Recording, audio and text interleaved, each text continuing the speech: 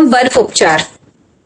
तीन अब कैटेगरी दी हुई है। एक वाष्प स्नान क्या है, स्टीम बाथ क्या है और बर्फ उपचार क्या है। स्नान शुरू से ही मनुष्य के जीवन का एक अनिवार्य अंग रहा है। हम सभी का यह साधारण अनुभव है कि इससे न केवल शारीरिक स्वच्छता बल्कि मानसिक प्रफुल्लता भी मिलती है। वाष्प स्नान हमारे सामान्य शीतल जल स्नान से थोड़ा भिन्न जरूर है, किंतु हमारी स्वच्छता और प्रसन्नता के साथ साथ एक पहले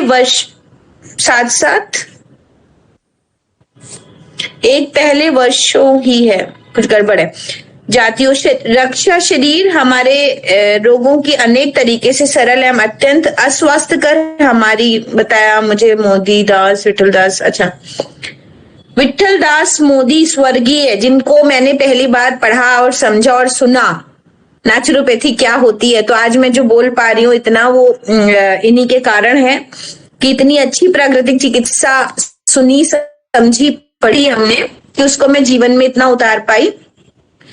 के दौरान बातचीत व अनौपचारिक क्या गलत में स्प्रिंग बहुत है, किसी की में क्लियर है क्या? अनेक में शरीर हमारे कारण अच्छा चलिए, जितने भी विष हमारी बॉडी में विष का एक्युमुलेशन, विजातीय द्रव्य का एक्युमुलेशन ही हमारे शरीर में जो कारण है बीमारियों को, और वो हमारी जीवन शैली से जाते हैं, अच्छी जीवन शैली से जाते हैं, ऐसा मोटा मोटा समझ आ रहा है।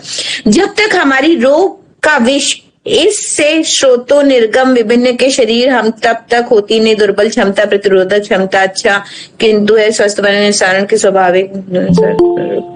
ठीक है, मोटी मोटी बात है कि जब हम सबने जाना कि हमारे शरीर में बीमारी हमारी टॉक्सिन्स के एक्युमुलेट होने से आती है, और जब वो बाहर चली जाती है तो हम स्वस्थ हो जाते हैं।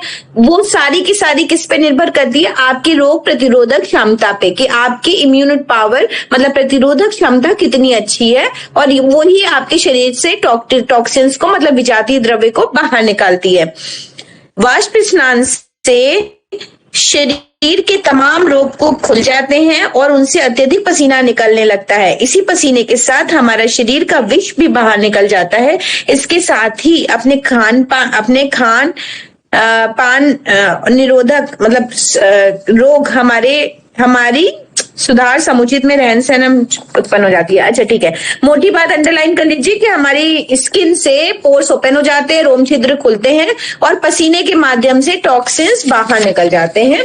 ये वाष्प स्नान का मोटा मोटा काम है, जिसके परिणाम स्वरूप हमारा एक तो वजन कम होता है, दूसरा हमारा शरीर स्वस्थ होता है, त्वचा कांतिमान होती है और मोटापा कम होता है। चार मोटी मोटी चीजें हमारे वाष्प स्नान से होती हैं। विधि क्या है? भारत में हम लोगों ने वाष्प स्नान को रोग निवारण के लिए प्राकृतिक चिकित्सा के रूप में देखा है, किंतु फिनलैंड में शायद भौगोलिक परिस्थितिवश स्नान का यह अनोखा तरीका वहां के सामान्य जनजीवन में और संस्कृति का एक अभूतपूर्व अंग बन चुका है। फिनिश भाषा में इसे साउना कहते हैं।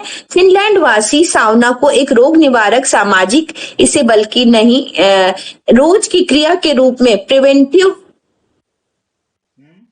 कि नहीं आश्चर्य है, मतलब स्वीकार कर चुके हैं कि रोज ही उनको लेना है। स्वीकार के रूप में अनिवार्य अंग है, जीवन शैली में सर्वाधिक स्वस्थ लोगों में है। वाष्प स्नान लेते समय यह ध्यान रखना चाहिए कि उतनी ही गर्मी हमें प्राप्त हो जितना हमारा शरीर आसानी से बर्दाश्त कर सके। वाष्प स्नान का समय धीरे धीरे बढ़ाया जा सकता है और आवश्यकता अनुसार धीरे धीरे पानी बाद के वाष्प स्नान दूध फलों का रस सूप आदि देकर शरीर से पानी व नमक की कमी को पूरा कर लेना चाहिए। ठीक है, ये बात बिल्कुल जरूरी है कि इतना ज्यादा पसीना निकलता है कि आपको पहले पानी पिला के बिठाना है। और वाष्प स्नान अगर दे रहे हैं, स्टीम बाथ आपने किसी को रिकमेंड किया है, तो आपको उसका लिक्विड इंटेक बढ़ाना पड़ेगा। और अगर आप जूसेस और fruit juice vegetable soup juice मतलब अकॉर्डिंग टू क्लाइमेट आप उसका बढ़ाओगे तो उसको ज्यादा फायदा होगा और उसको न्यूट्रोलाइट डिफिशियंसी नहीं होगी, क्योंकि स्वेटिंग जब होती है ना तो आपका इलेक्ट्रोलाइट डिफिशियंस होता है। तो इलेक्ट्रोलाइट डिफिशियंस मतलब या फिर शिकंजी पिलाइए चीनी और नींबू की, तो ये तो हमारे नेचुरोपैथ के खिलाफ है कि हम इतनी सारी चीनी चली जाएगी। तो हम फ्रूट जूस बढ़ाएंगे वो अच्छा है, सूप बढ़ाएंगे वो अच्छा है, और ज्यादा से ज्यादा शहद नींबू पानी का घोल दे सकते हैं और पानी बढ़ा सकते हैं।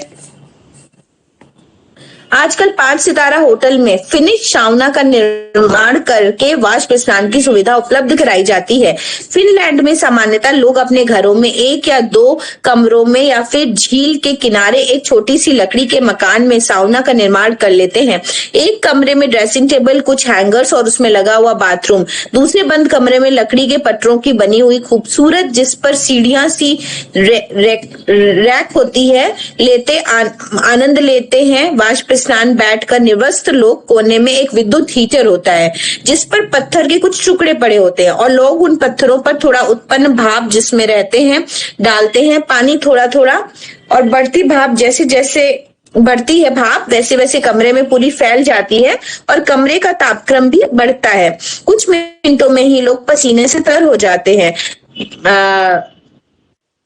साउना से निकलकर साधारण पानी से स्नान करना चाहिए, करते भी हैं, परंतु कुछ लोग साउना से बाहर आकर जमी हुई झील पर लेट जाते हैं, बर्फ से जमी हुई ना, और बर्फ से खेलते हैं या फिर जमी हुई झील की सतह पर बर्फ को काट कर निकालने के बाद बर्फीले पानी में डुबकी लगाने के उपरांत सामान्य ताप वाले पानी से स्नान करने के बाद कपड़े पहन लेते हैं।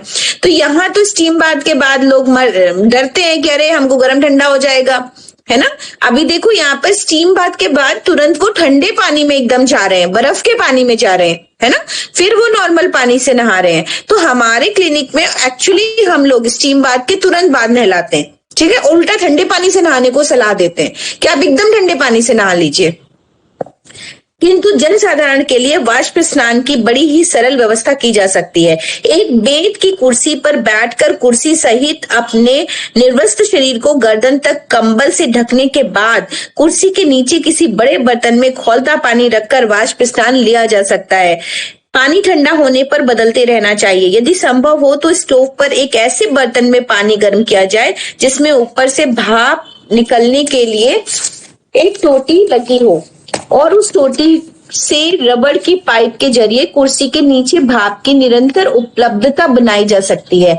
इससे आवश्यकता अनुसार भाप की मात्रा भी कम या अधिक की जा सकती है, ठीक है। तो सबसे और इजी क्या हो सकता है कि आप जो स्टीमर्स है ना, फेस वाले स्टीमर्स, वो रख लीजिए नीचे। हाँ, तो ऐसा मैं लोकल तौर पे अगर एडवाइस करती हूँ, जरूरत होती है किसी को, घुटने का दर्द है, पैरों का दर्द है, भाप स्नान देना है, तो मैं ऐसा लोकल कंसल्टेंट के तौर पे एडवाइस कर देती हूँ कि आप कुर्सी, बेत वाली कुर्सी के नीचे जो डाइनिंग टेबल की चेयर्स होती हैं, आप नीचे रख दो और वो स्टीमर वाला भाप और पूरी बॉडी को ऐसे आप उसको लेते हुए ढक लीजिए। देखिए, हॉट फुट बाथ का क्रियाशीलता अलग है ना। हॉट फुट बाथ पैर पानी में डाले फिर लपेटा, उसकी एक्टिविटी अलग है। भाप रखी और शरीर को कवर किया, सिर पे ठंडा डाली, पानी डाला और पी के बैठे, उसकी शरीर में एक्टिविटी अलग तरीके से हो रही है, ठीक है। तो दोनों में बहुत ज्यादा अंतर है, तो दोनों को इकट्ठा मत कीजिएगा। उस टोटी से रबड़ की पाइप के जरिए कुर्सी के नीचे भाप की निरंतर उपलब्धता बनाई जा सकती है। इससे आवश्यकता अनुसार भाप की मात्रा भी कम या अधिक की जा सकती है। डांसर पूर्व के लेने स्नान, वाष्प स्नान मुखर्जी, कुलरंजन मुखर्जी की एक बुक है, ठीक है, उसमें वो बताना चाह रहे हैं आगे। अच्छी किताब है प्राकृतिक चिकित्सा की, कुलरंजन मुखर्जी, हमारे पास है भी वो। मुख और गर्दन ठंडे पानी से अच्छी तरह धो लेने तथा भीगे तौलिए को सिर पे लपेट लेने एवं इसके साथ ही दूसरे भीगे तौलिए को हृदय क्षेत्र में रख लेने की सलाह दी है उन्होंने। उसके उपरांत एक दो ग्लास पानी पीकर ही कुर्सी पर बैठे ताकि पसीना अधिक से अधिक निकले। वाष्प स्नान के दौरान भाप की मात्रा धीरे धीरे उतनी ही देर बढ़ाई जाए जितना आप बर्दाश्त कर सके और जब जितना सहन करा जा सके। भाप स्नान बंद करने के बाद कंबल के अंदर ही एक भीगी तौलिए से शरीर को अच्छी तरह पोंछकर शरीर के ताप को कम किया जाना चाहिए। इसके उपरांत घर्षण स्नान, स्पंज स्नान, सूखी मालिश या फिर साधारण पानी का स्नान भी किया जा सकता है, ठीक है। क्लियर है? तो ये भी आप सब करके देखें, ठीक है, जरूर से करें। मौसम अच्छा है, सभी के घर में फेस स्टीमर है या फिर कुकर में रबड़ की ट्यूब लगा करके रबड़ की ट्यूब को छोड़ दें, वो थोड़ा रिस्की है। उधर इंडक्शन रखेंगे आप या गैस हिलाएंगे, आप एक फेस स्टीमर जो 250 से 400 रुपए के बीच में अच्छा आता है, नहीं है तो खरीद लीजिए, और बॉयलर भी ठीक नहीं है क्योंकि फिर उधर तार होगा, इंडक्शन होगा, उसके ऊपर भगोना चढ़ा होगा, वो कॉलरा होगा। तो सबसे सेफ, जो कि हम लोग भी कभी कभी टेम्परेरी जुगाड़ के चलते कि बहुत सारे पेशेंट हैं, किसी को स्टीम में डाला है, किसी को घुटने का दर्द है, तो हम लोग बाहर ही अपने व्यवस्था कर देते हैं कि भाई आप इसके ऊपर बैठ जाइए ऐसे कवर करके। तो इनडायरेक्टली पैरों को बहुत ज्यादा आराम मिलता है, बाकी बॉडी में भी लगता है, पर आप ये करके देखें सभी लोग और तब फिर उसको बताएं। सावधानियां, अत्यंत दुर्बल व्यक्तियों, हृदय रोग, यक्ष्मा, बहुमूत्र रोग और रक्त अल्पता, रक्तस्राव और स्नाविक रोगों में पीड़ित व्यक्तियों को वाष्प स्नान बड़ी ही सावधानी से किसी प्राकृतिक चिकित्सक की देखरेख में लेना चाहिए। अच्छा, सीधी सी बात है, बहुत वीकनेस है, 200 कैलोरीज बर्न हो रही है, खुद ही उसके पास नहीं है ना, तो नहीं देना है। हार्ट पेशेंट है तो भी नहीं देना है। टीबी का मरीज है तो आप चेस्ट पे फॉर्मेंटेशन कीजिए, हालांकि कितना डिपेंड कर रहा है कितना टीबी का मरीज है।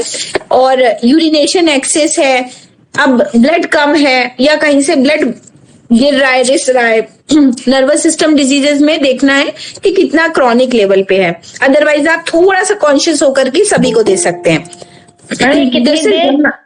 15 से 20 मिनट ठंडियों में 20 मिनट ठंडियों में 20 मिनट और गर्मियों में 10 मिनट बहुत है। 10 मिनट जैसे अभी का जो टेम्परेचर है, आप 20 मिनट मजे से ले सकते हो, ठीक है।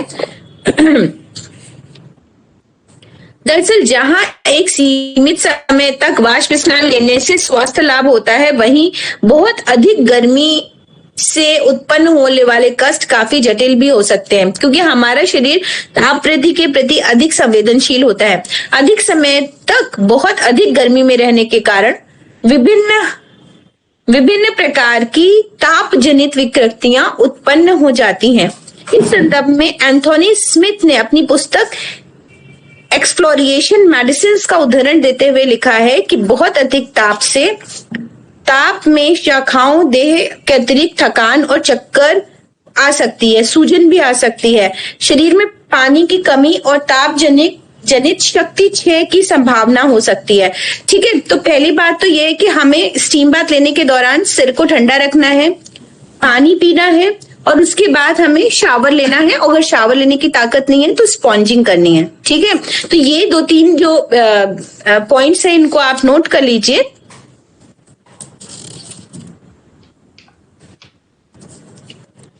शरीर में नमक की कमी हो सकती है, जिसके कारण थकान, चक्कर, मिचली, उल्टी, मांसपेशियों में ऐंठन जैसी पीड़ा उत्पन्न हो सकती है।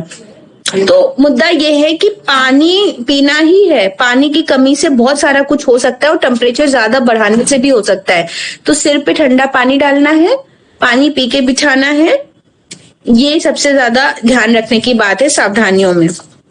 हमारे प्रतिदिन के सामान्य, और अगर ब्लड प्रेशर हाई है तो भी वो इंसान फेंट हो सकता है स्टीम बाथ के दौरान, ठीक है। तो ये भी ध्यान रखना है। और अगर उसको थोड़ी भी अनइजीनेस होती है, अभी जैसे एक पेशेंट को हमने दिया तो उनको अनइजीनेस हुई, जब हमने पूछा तो उन्होंने कहा हाँ मेडिसिन नहीं लेते पर हायर साइड रहता है, ठीक है।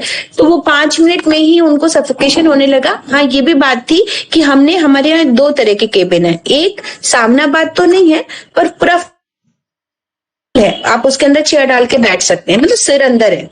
दूसरा जो केबिन है वो प्राकृतिक चिकित्सा के अकॉर्डिंग गर्दन बाहर है, अभी आगे इसमें समझाया गया है। तो जब आप उसमें देते हैं, जब उसमें फुल बॉडी अंदर है, तो उसमें हाई ब्लड प्रेशर का व्यक्ति बिल्कुल बर्दाश्त नहीं कर पाता है, उसको बहुत सफोकेशन फील होता है। और जिसमें गर्दन बाहर है उसमें सिर पे आप ठंडा पानी स्प्लैश करते हैं, पानी पिलाते हैं, तो उसमें वो बेटर फील करता है। हालांकि दोनों ही कंडीशन में आपको ध्यान रखना पड़ेगा ब्लड प्रेशर के पेशेंट के लिए। हमारे प्रतिदिन के सामान्य भोजन में 10 ग्राम नमक की मात्रा होती है। प्रति लीटर पसीने के साथ 4 ग्राम नमक निकल जाता है। इसलिए वाष्प स्नान लेते समय और उसके बाद शरीर में नमक की उपलब्धता पर नियंत्रण रखना जरूरी है। इसके अलावा अधिक गर्मी से हमारे शरीर की त्वचा पर अंभौरियां या पसीने के स्थान पर छोटे-छोटे या फिर अंभौरियां या पसीने के स्थान पर छोटे या फिर चकत्ते स्फोट, छोटे छोटे हीट स्ट्रोक भी हो सकते हैं। अतः वाष्प स्नान लेते समय यह ध्यान रखना चाहिए कि उतनी ही गर्मी हमें प्राप्त हो जितना हमारा शरीर आसानी से बर्दाश्त कर सके। वाष्प स्नान का समय धीरे धीरे बढ़ाया जा सकता है आवश्यकता अनुसार। वाष्प स्नान के बाद पानी, दूध, फलों का रस, सूप आदि लेकर शरीर से पानी एवं नमक की पूर्ति कर लेनी चाहिए। तो 10 ग्राम नमक की आवश्यकता है, 4 ग्राम नमक निकल जाता है एक स्टीम बाथ लेने में, ठीक है। तो इसलिए ही मैं बता रही थी कि इलेक्ट्रोलाइट इम्बैलेंस हो जाता है, तो आपको उसको भी ध्यान में रखना चाहिए। सामान्य स्वास्थ्य का स्तर उच्चतम बनाए रखने के साथ हमारी वाष्प स्नान में रोगों की विभिन्न वाष्प में अजीर्णता कर्ता मुक्त रोग करने के दौरान विष के साथ पसीना काफी शरीर के साथ निकलता है। जल भराव से निकल जाने ऐसी स्थिति में मैं हाथों में अब इसमें कुछ प्रिंटिंग हो रही है इस बार यहाँ पे। फलस्वरूप हमारे द्वारा लिए गए भोजन और तरल पदार्थों में आंतों की आवश्यक तत्व मोटी मोटी बात यह है कि हमें इंडाइजेशन में भी हेल्प मिलती है। तो आप वहीं पर एक पॉइंट लिख लो, क्योंकि इसमें अच्छा नहीं लिखा है, तो जो भी आप लोग लिख रहे हो उसमें पॉइंट्स लिख लो। पहली बात तो 10 ग्राम नमक की मात्रा होती है और 4 ग्राम निकलता है एक स्टीम बाथ से, ठीक, जो इम्पोर्टेंट पॉइंट है। दूसरा यहाँ पे आप कर लो कि एसिमिलेशन अच्छा होता है। यहाँ देखिए स्वांगीकरण, तो क्या होता है इससे आवश्यक तत्वों का एसिमिलेशन होता है, एब्जॉर्प्शन होता है स्टीम बाथ से, और इंडाइजेशन में भी काफी मदद मिलती है, ठीक। और कुछ इसमें खास नहीं है, छोड़ दीजिए जो ऐसे लिखा हुआ है। मेन क्या क्या साइड इफेक्ट हो सकते हैं अगर आपने उसको पूरा नहीं किया, कवर अप नहीं किया, तो नमक की कमी हो जाएगी, थकान, चक्कर, मिचली, उल्टी और मांसपेशियों में ऐंठन जैसी पीड़ा उत्पन्न हो सकती है, ठीक है। तो आपके साइड इफेक्ट के तौर पे आपको ये पता होना चाहिए। बाकी आपको जूस, पानी, ये सब बढ़ा के रखना है। चलिए,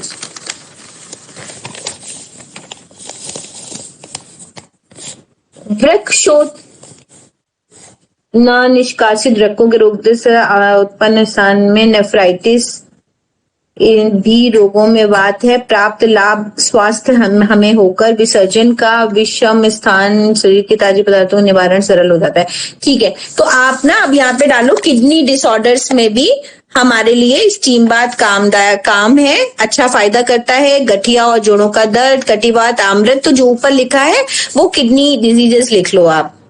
किडनी डिजीजेस में भी देखिए, किडनी डिजीजेस का मेन पर्पस यही है कि जब किडनी हमारी प्रॉपर फिल्टर नहीं कर पा रही है चीजों को, तो जो और एक्सक्रीटरी ऑर्गन्स हैं उनको हम उनका काम बढ़ा दें, आसान कर दें, समझ रहे हैं। तो जो 5 एक्सक्रीटरी ऑर्गन्स हैं, क्या क्या है, किन किन चीजों से नेचुरोपैथी में या प्राकृतिक तौर पे हमारे शरीर की गंदगी बाहर निकलती है, वो क्या क्या है। म्यूट है आप, जो भी बोल रहे हैं म्यूट ऑफ करके बोले। जी मैम, पसीने से, मूत्र से, सांस से, और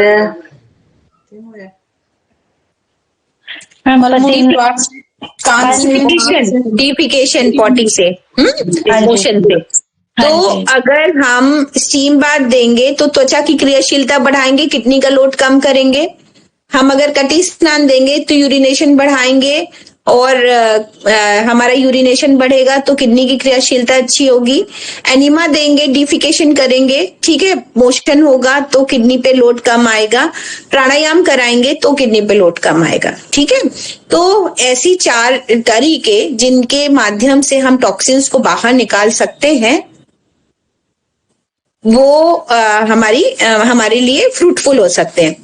तो मेनली हमारा किडनी डिजीज में स्टीम बाथ इस तरीके से काम करेगा, है ना। क्योंकि अभी तक हम लोग विश्वरूप चौधरी को देखते आए हैं कि वो वार्म बाथ देना चाहिए, वार्म बाथ देना चाहिए, हाँ, पर वार्म बाथ ही क्यों, हम स्टीम बाथ भी फायदा करेगा, समझ रहे हैं। ऐसी हर चीज फायदा करेगी उसमें जो हमारी उसके किडनी के लोड को कम कर सके।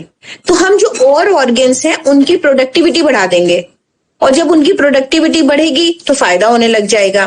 तो ऐसे लॉजिकल आंसर होना चाहिए कि वो अगर एक बार प्रचार हो गया कि वार्म बाथ से फायदा होता है एग्री है ना, पर कभी कभी हमारे मरीज की स्थिति इस लायक नहीं होती कि हम उसको वार्म बाथ के लिए कंफर्टेबल कर सकें, तो हम उसको स्टीम बाथ देंगे, हम उसको एनिमा देकर के पेट पे मिट्टी की पट्टी रखेंगे। तो हमेशा हर जगह पे वार्म बाथ हम अवेलेबल करा पाए ऐसा भी नहीं है। हमने इतनी सारी लपेट पड़ी, उसमें बताइए कौन सी लपेट दे सकते हैं? कमर की लपेट, कमर पे ऊनी सूती लपेट, गर्म पानी से कपड़े को भिगा के फिर वो कपड़ा लपेट के फिर कंबल लपेटना पड़ता है, ऊपर से कंबल लपेटना। हाँ जी, ऊनी सूती लपेट। मैडम गर्म पानी से, ठंडे पानी से, ठंडे से ही भिगोएंगे, ठंडे से ही भिगोएंगे। बहुत ठंडियों की कंडीशन में या बहुत कमजोर होगी तब हम उसको गुनगुने पानी से या गर्म पानी से करेंगे। हाँ, वैसे हम लोग ताजा पानी ही यूज करेंगे। नीचे आइए, इसमें फिर और क्या है? हाँ, इसमें बीमारियां लिखी हुई हैं, प्रवाह की कमी, रोगों की त्वचा, मूत्र पथरी, अन्य मूत्र रोग, प्रमेह, यकृत रोग, श्वास रोग, मोटापा आदि में वाष्प स्नान बहुत लाभदायक है। तो अगर नेगेटिव एस्पेक्ट ध्यान रख लें आप कि किसमें नहीं देना है, तो आप सब में दे सकते हैं। तो मोटी बात यह है कि लिख लीजिए, 4 पॉइंट्स हैं, हम अपने वर्ड्स में बता देते हैं। हाँ, शरीर पर जला हुआ घाव ना हो, कटा हुआ घाव ना हो, हाई ब्लड प्रेशर ना हो, शरीर में कहीं पे भी कटा ना हो, घाव ना हो, तुरंत ऑपरेशन ना हुआ हो और हाई बीपी ना हो, पीरियड्स ना हो रहे हो, प्रेगनेंसी ना हो, बस बाकी सब में आप स्टीम बाथ दे सकते हैं। स्टीम बाथ में दुर्बल रहते तभी भी नहीं देते मैडम। हाँ, वो तो पढ़ ही लिया। अगर वीकनेस है बहुत ज्यादा तो नहीं देंगे, फास्टिंग के दौरान नहीं देंगे, उपवास के दौरान नहीं देंगे, कोई बिल्कुल पानी पे है, वाटर थेरेपी कर रहा है तो नहीं देंगे, और भरे पेट नहीं देंगे, खाना खाने के तुरंत बाद नहीं देंगे। ठीक, बाकी सब में दे सकते हैं। हमारी लाइफ स्टाइल में काफी बदलाव आ रहा है और हर दिन हमारे जीने का तरीका बदल रहा है। खान पान से लेकर सोने उठने बैठने तक की एक्टिविटीज में तेजी से परिवर्तन दिख रहा है। यहाँ तक कि नहाने का तरीका भी बदल चुका है। कई लोग अपनी थकान दूर करने के लिए, शरीर को रिलैक्स देने के लिए गुनगुने पानी से नहाते हैं। स्टीम बाथ का भी ट्रेंड बढ़ा है। आजकल स्टीम बाथ रूम में काफी फायदेमंद माना जाने लगे हैं। इसके कई बेनिफिट होते हैं। तो स्टीम बाथ क्या होता है, नीचे देखिए एक फिगर दी हुई है आपके पेपर्स में, ठीक है। एक्चुअली यही कैबिनेट नेचुरोपैथी में यूज होता है, पंचकर्मा में यूज होता है, जिसमें कि एक रिवॉल्विंग स्टूल लगा होता है जो आपकी हाइट के अकॉर्डिंग एडजस्ट किया जाता है, और ये डोर को खोल करके आप उस पे मरीज को पहले सेट करते हैं कि वो कंफर्टेबली बैठा है और गर्दन ऊपर बाहर निकल आती है, ठीक है। तो ये इस तरीके से अंदर बिठा करके जो भाप निकल रही होती है उस पे देखो टॉवेल लगाई हुई है और सिर पर ठंडा पानी डाला हुआ है। स्टीम रूम एक छोटा सा कमरा होता है जिसमें पानी को उबालकर नहाने के लिए भाप बनाई जाती है। स्टीम रूम का तापमान सामान्य तौर पर 110 डिग्री फ़ारेनहाइट के आसपास होता है। इस तरह इस स्टीम रूम जिम या स्पा में भी देखने को मिलता है। फायदे क्या हैं? मैम, स्टीम बाथ लेने से पहले बॉडी पे ऑयल वगैरह लगाना जरूरी तो नहीं है ना? दोनों तरीके हैं, या फिर पहले मसाज करके स्टीम बाथ दीजिए। हाँ, वो पेन मैनेजमेंट का काम करता है कि जो आपने दर्द वाला तेल लगाया है, ठीक है, फिर वो आपके एब्जॉर्ब हो गया है, ठीक, पोर्स खुले और जितना उसको स्वेलिंग कम करनी थी एब्जॉर्ब हुआ। और दूसरा तरीका क्या है, हमने पहले स्टीम बाथ दिया और बाद में फुल बॉडी मसाज की। तो पहले वाला तरीका मुझे ज्यादा बेनिफिशियल लगता है कि आपने पहले तेल लगाया, फिर स्टीम बाथ लिया, फिर शावर दिला दिया, तो जितना मसाज से फायदा होना था वो एब्जॉर्ब हो गया और बाकी वो तेल बेकार है हमारे लिए, पूरे दिन चिपचिपाहट क्रिएट करेगा, ठीक है। पर बहुत ठंडियों की कंडीशन में हम इसको उल्टा कर लेते हैं, अगर स्टीम बाथ भी देना है तो वो ऑयल फिर दिन भर उनको गुड फील देता है, ठीक है। पर गर्मियों की कंडीशन में हम इसको पलट देते हैं। बताएं जी मैम, मैंने ये लिया है, केरल गई थी ना, तो इसी तरह से ऑयलिंग करके उसके बाद पूरा स्टीम। लेकिन ये सिर के ऊपर जो रखा हुआ है मैम, ये मुझे नहीं मिला, मतलब सिर्फ कवर था गले तक जी। हाँ, सिर सिर पे जो है, सिर पे सिर्फ ठंडा टॉवल रखा है। अगर बहुत गर्मियों की कंडीशन में आप लेंगे ना तो नहीं, तो वो थोड़ा अवॉइड करते हैं, मतलब ऐसे वाला है कि नहीं ध्यान दिया होगा। अगर ठंडियों में लिया होगा तो नहीं ध्यान दिया होगा। अगर गर्मियों में लेते हैं तो उसका मकसद यही होता है कि सिर पे हीट ना चढ़े, तो पानी पिलाना जरूरी है, सिर पे ठंडा टॉवल रखना जरूरी है हर ट्रीटमेंट में। ठीक है, मैं भी इसलिए नहीं रखा होगा। फायदे पता नहीं थे कि हाँ इतना फायदा मिलता है, बस हाँ करवाना है, बस गए। अब दोबारा लोगे तो अपने आप साइकोलॉजिकल फायदा ज्यादा मिलेगा। जी मैम। एजुकेशन, देखो एजुकेशन इसी को कहते हैं, जब हमें किसी चीज के बारे में साइंटिफिकली पता होता है, एक कोर्स के दौरान हम पढ़ते हैं तो हमें लगता है कि अद्भुत है ये तो, और तब आपके बैठते ही फायदा शुरू हो जाएगा, है ना, तब ज्यादा फायदा होगा।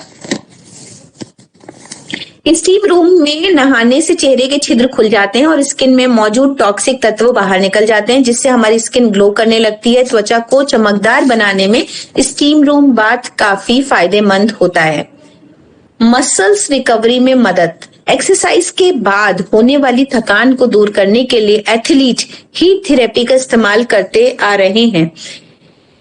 स्टीम बाथ में भाप मांसपेशियों के टिश्यूज के अंदर जाकर दर्द से राहत देती है और मसल्स को रिकवर करती है। ठीक है, इसीलिए जिम वगैरह में भी स्टीम बाथ का कल्चर है, और स्पोर्ट्स पर्सन के टाइम पे भी आपने देखा होगा जहां पे भी बहुत वॉकिंग और ये आपका स्विमिंग वगैरह होती है, जहां पे भी मसल एक्टिविटी ज्यादा है वहां पर कोशिश भर एक स्टीम बाथ भी होता है या सावना बाथ होता है।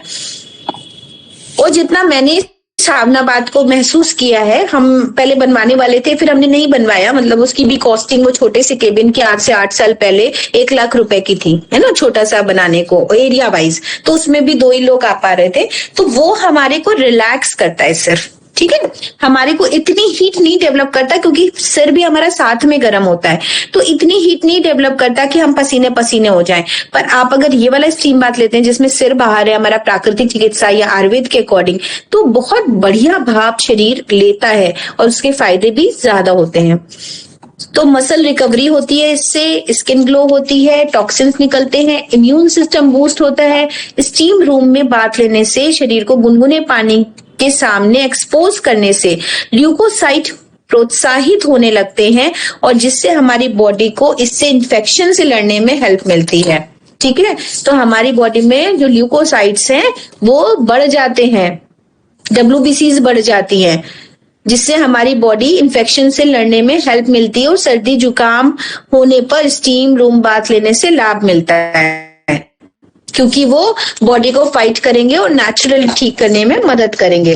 तनाव दूर होता है, स्टीम बाथ से शरीर में कॉर्टिसोल का उत्पादन भी कम हो जाता है, यह तनाव बढ़ने वाला हार्मोन है। कुछ मिनट स्टीम बाथ आराम से स्थिति में बिताने से आपके स्वास्थ्य में सुधार होता है, साथ ही आपके दिमाग को भी रिलैक्स करता है, जिससे तनाव दूर होता है। तो अब तो सभी कुर्सी पे बैठ के लेंगे ना, अब इतना पढ़ने के बाद तो चेयर वाला तो लेंगे ना कम से कम। बाकी अमेज़न पे 4,500 का है बढ़िया सा, सब लोग वही खरीद लेते हैं, तब तक कितने खर्च करके मंगा लीजिए। सख्त जॉइंट को लूज करता है, स्टडी से पता चला है कि किसी एक्टिविटी से पहले, हालांकि जो चीज घर में आ जाती है ना, घर की मुर्गी दाल बराबर वाला हो जाता है, घर आ गया तो उस पे जो है धूल ही पड़ेगी, वो को निकालेंगे, हाँ लगाएंगे, फिर लेंगे, है ना, तो वो दिन आता ही नहीं है। आप जब कहीं जाते हो, पे करते हो, तो बहुत अच्छे से डिसेंसी से आप उसको ले भी लेते हो, उसके फायदे भी मिलते हैं। सख्त जॉइंट को लूज करता है, स्टडी से पता चला है कि किसी एक्टिविटी में पहले घुटने के जॉइंट पर हीट लगाने से उसमें लचीलापन आता है, जिससे स्टीम बाथ कारगर साबित होता है। इसलिए सख्त जॉइंट को लूज करने के लिए लोग स्टीम रूम बाथ की मदद लेते हैं। या आप जब नीचे चेयर के रखोगे ना, तो आप देखोगे सबसे ज्यादा आपके घुटनों में और पीछे की मांसपेशियों में आराम मिला, क्योंकि वो नियर बाय होता है ना, कितना भी हो, आपकी केबिन जैसा वो नहीं दे सकता। ऑल्टरनेट हो सकता है केबिन का, पर केबिन जैसा फील नहीं दे सकता। उससे घुटनों में और पैरों में ही सबसे ज्यादा आराम आएगा। ब्लड सर्कुलेशन ठीक होता है स्टीम बाथ। अच्छा, जब भी बैठेंगे ना चेयर पे, तो भैया नेकेड या हल्का वस्त्र या अंडरवियर पहन के सिर्फ बैठिएगा, नहीं तो आप सोचेंगे अरे तो भाप तो लगी नहीं, वैसा मत करना। हाँ हाँ जी, कौन सा चेयर कौन सा चेयर, मतलब गैप होना चाहिए उसमें, जो बेंत वाली चेयर नहीं होती है जैसे डाइनिंग टेबल की, जो प्लास्टिक से ऐसे बनी होती है, जिसमें नीचे से भाप आएगी, वो प्लाई वाली नहीं कि पूरी प्लाई है, तो वो तो रुक जाएगी भाप, वो तो आएगा ही। जी जी, अच्छा। हाँ। वो जैसे अगर आपको ये कहें कि फुल बॉडी स्टीम आप उस पे भी ले सकते हो, जो आपकी खटिया नहीं, चारपाई नहीं होती बिनी हुई, तो आप नीचे 2 स्टीमर्स रख दीजिए, ऊपर लेट जाइए और ऊपर से चादर को ढक दीजिए पूरा फुल, ठीक है। और वो चारपाई वैसी होनी चाहिए जो गांव देहात में ऐसे बिनी हुई होती थी ना, वैसा, ठीक है। तो उससे आएगी भाप। सख्त जॉइंट को लूज करता है, ब्लड सर्कुलेशन को ठीक करता है। स्टीम बाथ लेने से आपकी कार्डियोवैस्कुलर हेल्थ पर भी अच्छा फर्क पड़ता है। यह आपके हार्ट के लिए बेहतर है। इसके नम गर्मी से सर्कुलेशन की कंडीशन सुधरती है। इसके साथ ही कई समस्याएं भी स्टीम बाथ खत्म कर देता है, ठीक। तो एक तरफ तो हम कह रहे हैं कि इसीलिए कहते हैं prevention is better than cure. एक तरफ हम कह रहे हैं कि हाइपरटेंशन और हाई बीपी के पेशेंट को स्टीम बाथ नहीं देना है, पर एक तरफ हम कह रहे हैं हार्ट हेल्थ को अच्छा करता है, तो आप पहले से ही लोगे तो हार्ट पेशेंट नहीं बनोगे, ठीक है। जब क्रिटिकल कंडीशन में आओगे तो फिर क्या होगा, तो फिर नहीं दे पाएंगे हम लोग। अब बात करते हैं बर्फ उपचार की। बर्फ का नाम सुनने पर लोगों के दिमाग में आइसक्रीम, बर्फ का गोला, बर्फ की कैंडी या शरबत में आइस क्यूब की छवि आती है, लेकिन बर्फ का काम केवल इतना ही नहीं है। खाने पीने के इस्तेमाल के अलावा बर्फ के और भी ढेरों फायदे हैं। बर्फ दर्द, सूजन और यहाँ तक कि दांत के दर्द को कम करने का सबसे अच्छा तरीका है। माई उपचार से जुड़ी डॉक्टर मेधावी अग्रवाल का कहना है कि बर्फ की सिकाई का उपयोग कई समस्याओं में किया जाता है। ये कई स्थितियों के लिए लाभदायक है। शरीर के किसी भी हिस्से में ठंडी सिकाई का इस्तेमाल कर सकते हैं। हालांकि नवजात शिशुओं पर बर्फ की सिकाई की सलाह नहीं दी जाती है। सूजन को कम करती है बर्फ। गर्दन या मांसपेशियों में सूजन से पीड़ित हैं तो दर्द और सूजन से राहत के लिए प्रभावित क्षेत्र पर आइस पैक लगाएं, ठीक। यह उपचार रक्त वाहिनियों को संकुचित करता है, जिससे शरीर की सूजन कम हो जाती है। अच्छा, अगर स्वेल्ड है इसका मतलब ब्लड कैपिलरीज फैली हुई हैं और वहां पर ब्लड ज्यादा है ना, मोटी सी बात है। तो अगर सूजन है और आप गर्म सिकाई करोगे तो फट जाएंगी, समझ गए। तो सूजन है तो हम ठंडी सिकाई करेंगे तो सूजन कम होगी, ठीक। इसीलिए कभी भी चोट लगती है तो वहां पर स्वेलिंग बढ़ती है, तो 24 आवर्स के दौरान हमें चोट के स्थान पर ठंडी सिकाई करने की 24 से 48 घंटे सलाह दी जाती है, ठीक है, बर्फ से। मैम, जैसे अपना स्पॉन्डिलाइटिस होता है, अपने नेक पे कईयों के हम्प बन जाता है, स्वेलिंग ही होती है शायद वो, तो वहां पर भी बर्फ की सिकाई कर सकते हैं हम लोग। पर वो जब वो नई हुई, जब वो पुरानी हो गई तो आप गर्म ठंडी करोगे तब उसको तोड़ पाओगे उस जड़ी के एरिए को, समझ गए। वो तब कह रहे हैं कि जब वो नया हो, फ्रेश हो, अब उसने अपनी जगह बना ली है, जम गया है वहां पे, तो वैसा ना हो, मतलब वो काफी सॉलिड हो गया ऐसा। सूजन से राहत के लिए तो दर्द और सूजन से राहत के लिए प्रभावित क्षेत्र पर आइस पैक लगाएं। यह उपाय रक्त वाहिनियों को संकुचित करता है, इससे शरीर की सूजन कम हो जाती है। माई उपचार से जुड़े डॉक्टर लक्ष्मी दत्त शुक्ला का कहना है कि किसी तरह की चोट लगी हो, पहले 72 घंटों में सूजन को कम करने के लिए सबसे अच्छा तरीका है कोल्ड कंट्रैक्शन का इस्तेमाल। ठंडा तापमान तंत्रिकाओं पर एक शून्य प्रभाव डालता है, ठीक है। एनेस्थेटिक रिजल्ट होता है ठंडे का, कोल्ड का हमेशा एनेस्थेटिक इफेक्ट होता है, जो बदले में सूजन को कम भी करता है और हमें दर्द का एहसास नहीं होने देता, ठीक है। कम करने पर महत्वपूर्ण भूमिका निभाता है। इसके लिए एक कपड़े में 4 से 5 बर्फ के टुकड़े लपेटें और इससे प्रभावित क्षेत्र पर कम से कम 20 मिनट तक रखें। इस प्रक्रिया को हर घंटे दोहराएं। त्वचा पर सीधे बर्फ न लगाएं क्योंकि इससे फ्रॉस्ट बाइट हो सकता है, ठीक है। तो कपड़े में लपेट करके ही लगानी है, ये ध्यान रखना है। और 20 मिनट तक आप बर्फ की सिकाई एक ही स्ट्रेच में करें, तो दिन में 3 बार करें। दर्द से राहत मिलना। इंजेक्शन के कारण मांसपेशियों में ऐंठन हो या दर्द हो, प्रभावित क्षेत्र पर आइस पैक लगाने से दर्द और परेशानी कम हो जाती है। यह सूजन को कम करने के साथ और उस प्रभावित क्षेत्र में ब्लड सर्कुलेशन में सुधार करके दर्द का मुकाबला करने में मदद करती है। टीकाकरण के कारण होने वाले दर्द के लिए एक आइस क्यूब लें और इसे अपनी हथेली पर रगड़ें और क्षेत्र पर अपना हाथ रखकर मांसपेशियों के में दर्द के लिए प्रभावित क्षेत्र पर आइस क्यूब रगड़ें। बेहतर परिणाम के लिए 2 से 3 दिनों तक दिन में कम से कम 3 बार ऐसा करें, ठीक है। तो कहीं पे भी सूजन या दर्द से राहत चाहिए तो 20-20 मिनट के लिए दिन में 3 बार सिकाई करनी चाहिए। ऐसा ही कभी कभी जब नया घुटने का दर्द किसी को होता है, ठीक है।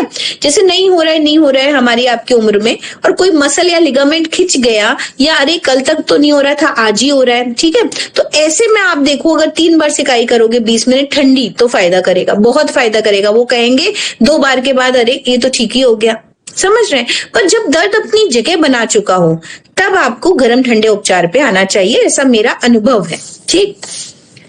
पाइल्स के इलाज में मदद करती है बर्फ, ये हम एडवाइस भी करते हैं और फायदा भी करती है। पाइल्स से पीड़ित लोग गुदा में दर्द और असुविधा को कम करने के लिए बर्फ का इस्तेमाल करते हैं। आइस पैक सूजन को कम करने में मदद करती है, लेकिन इसे सीधे अप्लाई ना करें। कुछ आइस क्यूब्स के टुकड़े करें और इसे प्लास्टिक बैग या शीट में लपेट लें।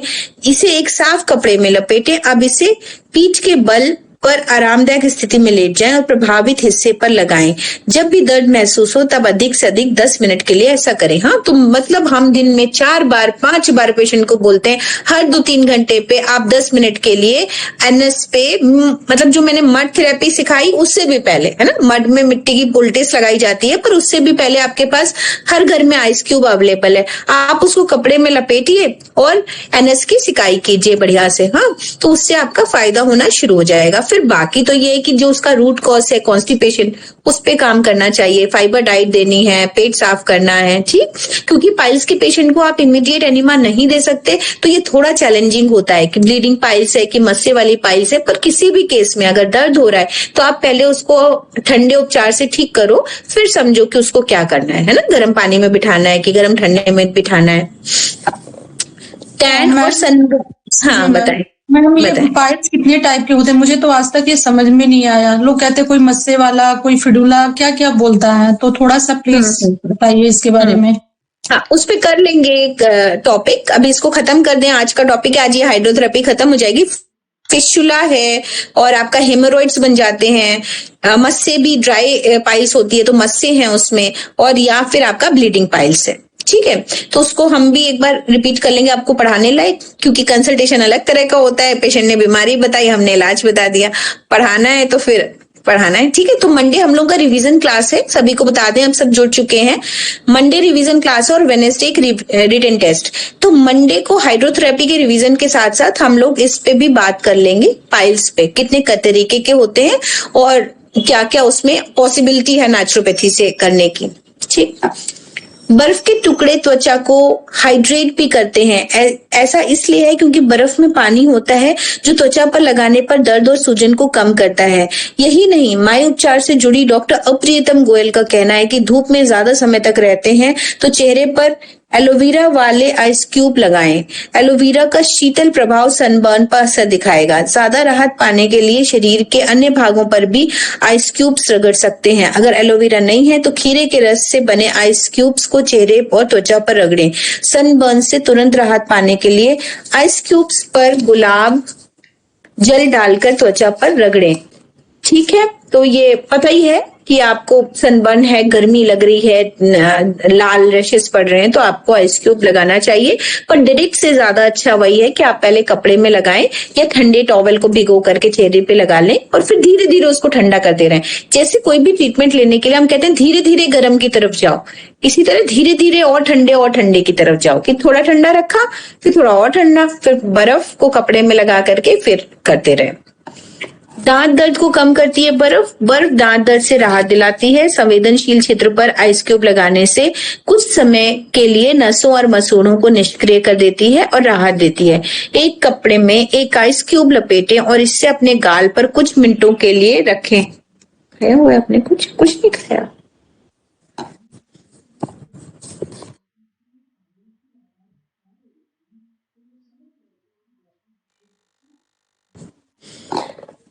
कुछ मिनटों के लिए रखें। धीरे दांत पर बर्फ भी लगा सकते हैं, हालांकि ये काफी दर्दनाक हो सकता है।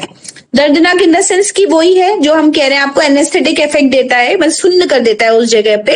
तो उतनी ठंडी अगर आप बर्दाश्त कर सकते हैं तो सुन्न करने से वो मैसेज आपकी नर्व्स को नहीं जाता कि वहां पर दर्द है, और धीरे धीरे उसकी सूजन कम होने लग जाती है। काले घेरों को कम करती है बर्फ। की मदद से डार्क सर्कल्स के साथ साथ आंखों की सूजन को भी प्रभावी तरीके से इलाज किया जा सकता है। ये रक्त वाहिकाओं को संकुचित करता है, त्वचा में कसावट रखते हुए कालापन कम करता है, ये त्वचा को मॉइस्चराइज करके इसकी डलनेस भी दूर करता है। बर्फ के पानी में लेवेंडर ऑयल की कुछ बूंदें डालें और इस सोल्यूशन को कॉटन की मदद से काले घेरे पर लगाएं। जल्दी ही राहत के लिए नियमित रूप से ऐसा करना चाहिए। ठीक है।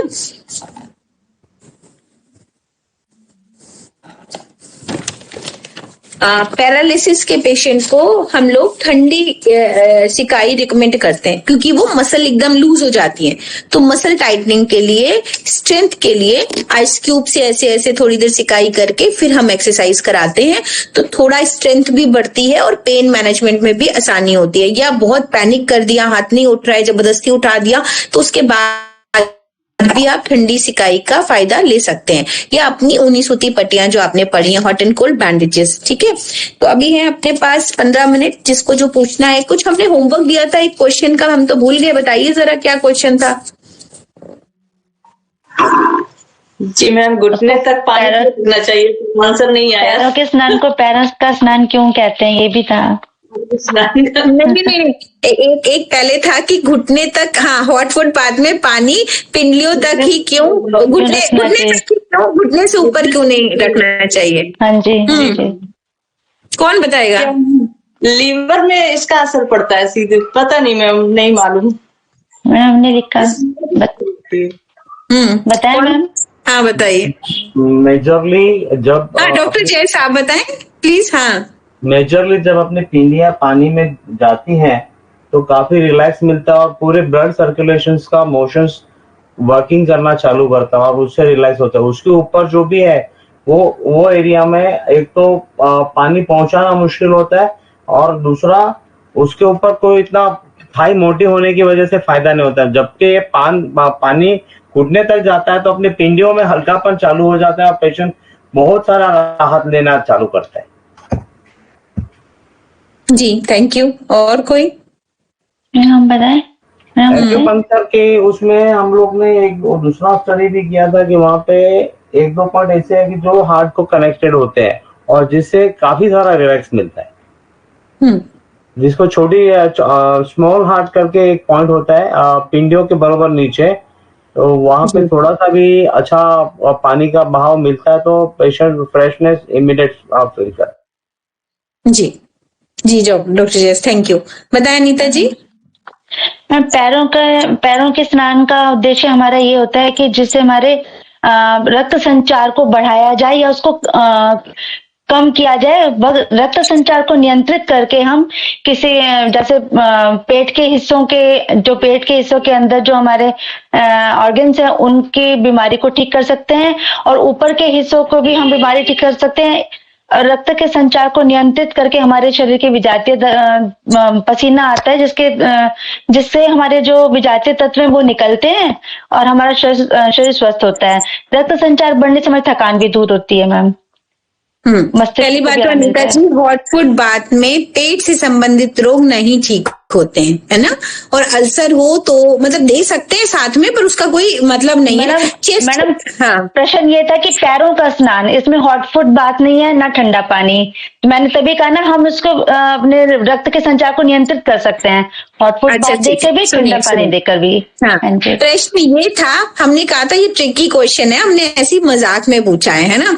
हमने प्रश्न ये पूछा कि जो हॉट फुट बात है उसमें पानी घुटने से ऊपर क्यों नहीं रख रहे हैं, घुटने से नीचे क्यों रख रहे हैं। अब अच्छा मैं आंसर दे देती हूँ, है ना। मे बी कि मैं जो पढ़ा रही हूँ, जब आप कुर्सी पे बैठे तो घुटने से ऊपर कहाँ पानी जाएगा, कौन सी बाल्टी लाओगे। सिंपल सी बात है, घुटने से नीचे ही रहेगा, कितना भी भर लो बाल्टी को, बाल्टी से पानी गिरने लगेगा नीचे, पर घुटने से ऊपर नहीं जाएगा। आसान सवाल तो मैडम पूछ ही नहीं सकती, हम यही सोच के प्रश्न का जवाब पढ़ते रहते हैं। हम लोग लॉजिक ढूंढ रहे हैं। सवाल तो मैम पूछ ही नहीं सकती।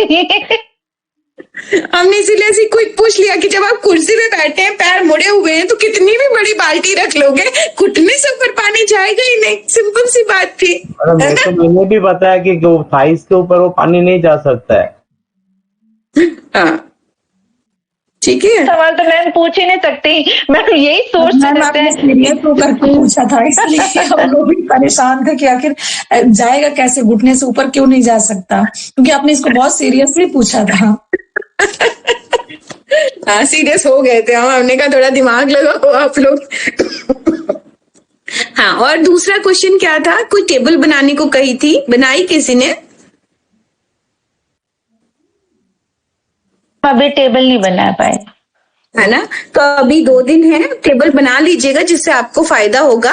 जिसमें कि हमने कहा था कि अपनी चार्टिंग कर लीजिए, एक पेपर इसी में लगाइए A4 साइज का, कि हॉट फुट बाथ है ना, स्पाइनल बाथ, कितने बाथ हम लोगों ने पढ़े ना, mainly full body immersion bath पढ़ा जिसमें पूर्ण टब स्नान था, एक हॉट फुट बाथ था जो आप रोजमर्रा की जिंदगी में लोगों को दोगे, है ना, और एक आपका hot foot bath, steam bath, full body immersion bath, spinal bath, hip bath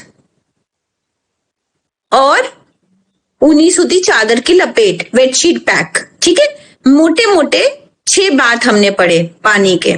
ठीक है, जिसमें हमने जो टेबल बनाने को कही थी, मुझे याद आ गया कि गरम कब देते हैं और ठंडा कब देते हैं। स्पाइनल बाथ के वेरिएशन थे। हाँ, तो स्पाइनल बाथ में खास तौर पे आपको ये पता होना चाहिए कि हम कब गरम देंगे, कब ठंडा देंगे। तो पहले इसमें से देखेंगे, फिर नहीं आएगा तो हम बताएंगे। दूसरा, हिप बाथ भी, कटी स्नान, कब गरम देते हैं, कब ठंडा देते हैं, ऐसी टेबल है ना।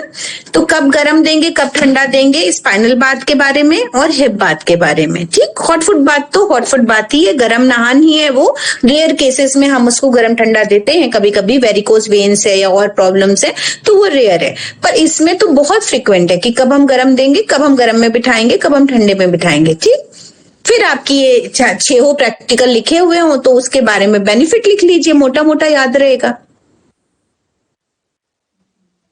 ठीक है, तो मैक्सिमम हमारे मंडे को रिवीजन का यही मतलब पॉइंट रहेगा कि हम किस बीमारी में कौन सा स्नान देंगे।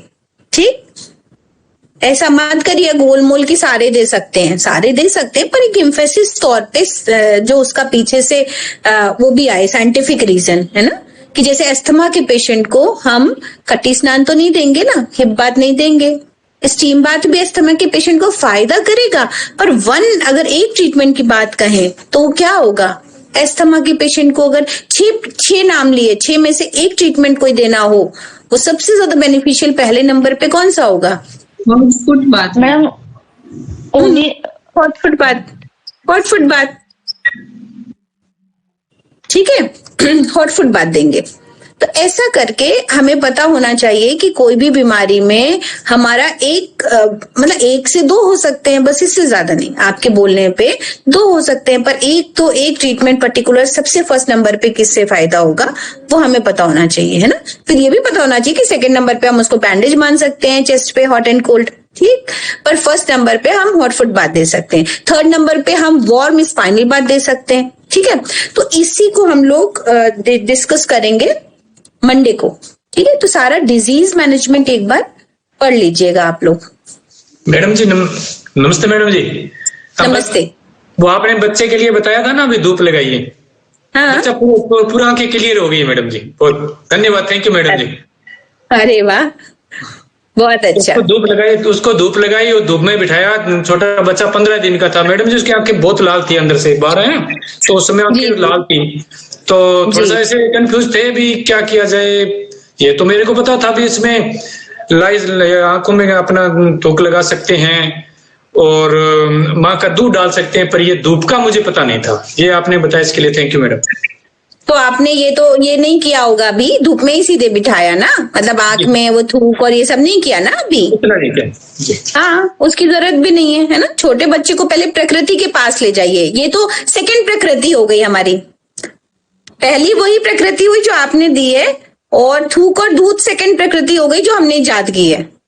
वो भी है प्राकृतिक ही, बट जब हमें प्राकृतिक सीधे प्राकृतिक मिल रहा है तो हम उस पे क्यों जाएं? आज बुखार चढ़ गया था, मैंने गर्म पानी बाल्टी में पैर रखा है, बुखार भी उतर गया। ये भी फायदा हुआ, कुछ वो कांप रही थी, स्नान मना करते हुए ठंड थी, उसने स्नान कर लिया। मैं बोला स्नान मत कर आज, थोड़ा सा मौसम बहुत खतरनाक है ऊपर से, नहीं करूंगी। तो धक्के से कर लिया, फिर थोड़ा बुखार हार्ट पे, तो उन्होंने कि गर्म पानी में पैर रख के इधर अंदर बैठ जाओ बच्चे को लेकर के, फिर बुखार भी नॉर्मल हो गया, और कुछ चाय पिलाई दालचीनी डाल के, इलायची और लौंग डाल के, इससे वो नॉर्मल हो गई। आप तो ना एक वो लिखो, डायरी ले लो और लिखा करो उसको, है ना, लोगों के काम आएगा कि इतने छोटे बच्चे को, न्यूली बॉर्न बच्चा है आपका, है ना, 15 दिन में आपने धूप में लिटाया, है ना, फिर उसके बाद हॉट फुट बाथ, मतलब अचीवमेंट्स हैं आपके ये। इतना ना लोगों को विश्वास होता है, ना लोग करते हैं, और आप भी भूल जाएंगे। आप डेट के साथ ना ये लिखना शुरू करिए छोटा छोटा, ठीक है ना, फिर हमको दे दीजिएगा, हम अपने हेल्थ इज वेल्थ में छाप देंगे। ठीक है, लोगों का भला होगा, लोगों को फायदा होगा, इससे मोटिवेशनल होता है जी। ऐसा ऐसा आप लोग भी करें, कुछ कुछ जो कुछ भी पढ़ रहे हैं करिए, और फिर बताइए भी, और फिर चाहेंगे तो आप हमारे हेल्थ इज वेल्थ के पेज पे आप लिख के दो, हम उस पे डालेंगे, है ना, आप हमारे व्हाट्सएप पे लिख दो, लिख के भेज दो, मैं या सर को दे दो, सर से मैं ले लूंगी, है ना, कि हाँ ये डेट पे इतना छोटा बच्चा था जिसको ऐसा ऐसा हो रहा था, और ऐसा, गगन जी आप लिख सकते हैं क्या ना, इतना छोटा बच्चा था और ऐसा ऐसा उसको प्रॉब्लम हो रही थी, है ना, तो आप ऐसा लिख करके मुझे दे दो, मैं उस पर छाप दूंगी, ऐसा तो अच्छा लगेगा, लोग पढ़ेंगे, इंस्पायर होंगे। जी मैम, मेरी मदर ना 2 साल पहले सीढ़ियों से गिर गई थी, तो उनकी जो पीछे रीढ़ की हड्डी के पास जो पसलियां होती है ना, वो पीछे ऐसे करके उठी हुई थी, ऐसे उठ गई थी। डॉक्टर से इलाज वगैरह भी जो किया, पेन किलर वगैरह लिए, वो ऐसा रहा। तो अब मैंने उनको गरम जो होता है ना पिच्चू, गरम तेल की सिकाई करी, अब वो उनकी ऐसी हड्डी उठी हुई, अब इस तरह हो गई है तो सही, पर बहुत ज्यादा वो नीचे बैठ गई है, और उनको बड़ा आराम भी है। रात को वो सो नहीं पाती थी दर्द में, कई बार तो ठंड में बहुत ज्यादा तड़पती थी। फिर मैंने ये नेचुरोपैथी के जरिए सब, एक दिन आपसे भी बात की थी, आपने कहा था हम पिच्चू गरम तेल की सिकाई ऐसे करते हैं, मैंने उन पे भी अप्लाई करा वो, तो उनका वो ऐसे हो गया है, थोड़ा उठा हुआ, लेकिन वो रात को अब आराम से सो जाते हैं। वहां अब उनको दर्द कभी कभी, जैसे ज्यादा ठंड हो गया, ज्यादा देर तक खड़ी नहीं, तब होता है, अदरवाइज उनको बहुत आराम है इस बारे में। गगन जी ने हॉट फुट बाथ इसलिए दिया क्योंकि उसको ठंड से बुखार आया था, ठीक है, तो जैसे ठंड को खत्म किया वो चला गया, तो इसलिए समझना पड़ेगा, हर बुखार में आप हॉट फुट बाथ नहीं दे सकते, पर बुखार शिवरिंग से आया था और ठंडे पानी से नहाने से आया था, तो जैसे ही बॉडी को गर्मी मिली वैसे ही वो ठीक हो गया, ठीक है। तो ये आपको, जब इसको समझ पाओगे आप, तो बहुत तेजी से लोगों को ठीक कर पाओगे, ठीक है। तो बिल्कुल ही मूल नहीं कि जैसा आपने पढ़ा है, आप समझो भी कि अगर शरीर गर्म है, लू लग रही है, सन स्ट्रोक है, तो नहीं देंगे, है ना, बट अगर जाड़ा ही लग रहा है तो फिर हम कर सकते हैं ऐसा, है ना, आराम मिल जाएगा, ठीक है। तो हम लोग मंडे को इसको एक बार और पढ़िएगा, टेबल्स बना लीजिएगा, मंडे को हम लोग डिजीज पे ही बात करेंगे। कोशिश भर, मेरे पास इस समय तो मैं फिर से दिल्ली में हूं, तो मेरे पास नहीं है टेबल, पर मुझे मुंह जबानी याद है, तो मेरे को जितना पता है तो मैं उतना बता दूंगी, आपको पूछ लूंगी, और फिर वेडनेसडे को एक एग्जाम दे लेते हैं, ठीक है। ओके, थैंक यू, नमस्ते। धन्यवाद। Thank you ma'am. नमस्ते।